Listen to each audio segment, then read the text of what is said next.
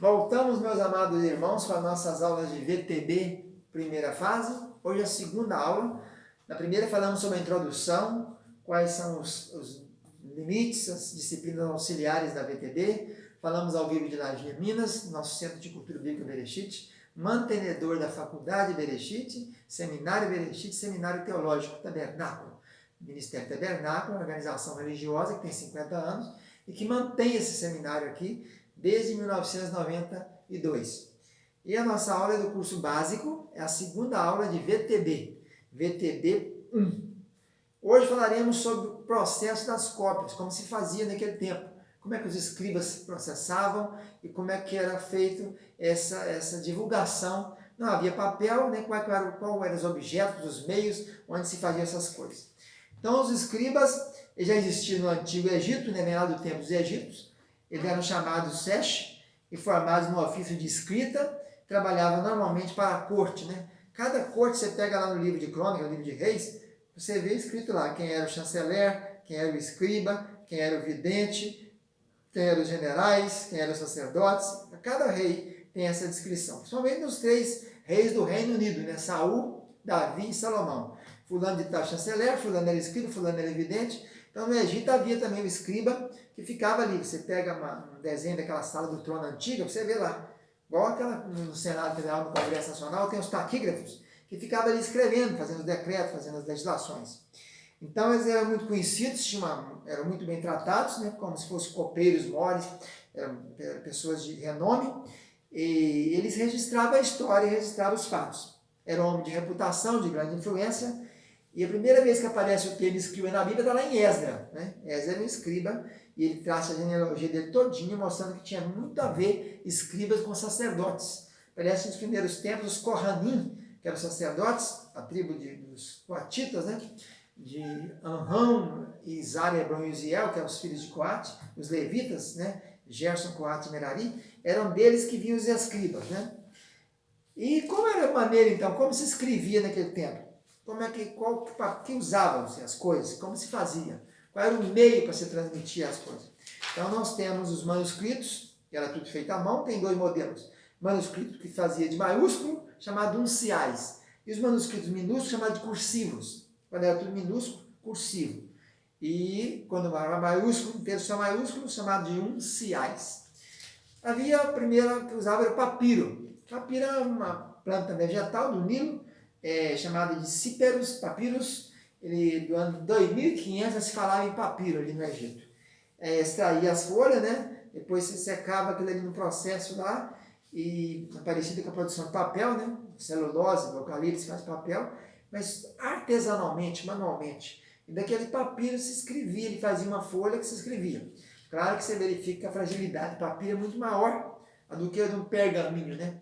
Os pergaminhos eram feitos no couro, né? Podia ser couro de ovelha, pele, né? Pele de ovelha, pele de carneiro, pele de cabra, pele de cordeiro, né?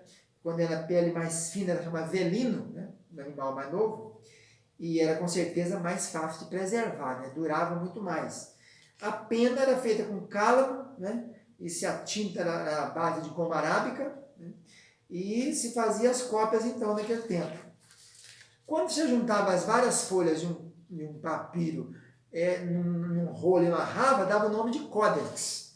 Códex, então, era isso, eram os blocos, onde se amarrava as folhas de papiro ou se enrolava os pergaminhos, né? Você puxava para lá e para cá. Papel só veio existir bem mais tarde, quando se projetou a imprensa, já no século XVI, em 1500 e pouco, são feitas as primeiras impressões, né, naquela época. Mas como era o processo, então? Um escriba ficava aqui na sala, fazia ditados, e as pessoas que eram os auxiliares deles copiavam o que ele falava. Como a língua hebraica, por exemplo, tem muitas palavras parecidas, né? O kaf com o beit com o dalet, o beit com o kaf, o dalet com o re, por exemplo, são muito parecidas, às vezes suava, uma palavra suava um tanto diferente, aí havia algumas diferencinhas, trocando isso, beit por kaf e vav por nun, algumas coisas assim. Mas, de modo geral, era feita as seguintes regras, né? Não tinha espaço, né? Não havia espaço nas palavras, era tudo emendado nas outras. O escriba não poderia escrever nada de memória. As linhas e as letras sempre foram contadas. Tudo isso e muito mais foi feito para evitar qualquer tipo de erro. Se o manuscrito apresentasse algum erro, ele seria obrigado a destruir o manuscrito. Então, ele era feito ditado, e depois que fazia o ditado, fazia conferência. Uns conferiam dos outros, e o escriba-mor, o chefe, fazia conferência geral. E maneira de não se errar era escrever, era contar as letrinhas. Depois de conferir se realmente a palavra estava certa, fazia contagem por linhas. Então, se contava as linhas, que seria, depois veio falar de chamar de versículos, né? E se contavam também as letras. Quantas letras tinha cada palavra, e tinha que bater o total com a mesa que estava fazendo o ditado. Então, somente tintas especiais eram usadas, e os espaços entre as letras e palavras foram especificados também.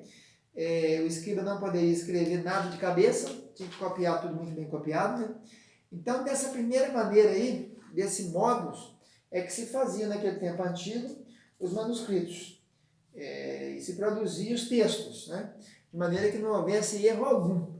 Tanto conferia as diferenças de som das letras, como se conferia cada linha, quantos caracteres tinha, e cada palavras. Então você pega Gênesis primeiro, 1. Bereshit bar Elohim et hashamayim ve'haaretz. São 28 letras, são 7 palavras. Então você contava direitinho se tivesse. Se não tivesse, seria então abandonado, destruído. Então esses eram os primeiros trabalhos da VTB, né? Era como o escriba fazia as suas escritas e como elas confiadas. Nós temos aqui alguns exemplos, né, mostrando algum códice daquele tempo antigo aí, como é que era.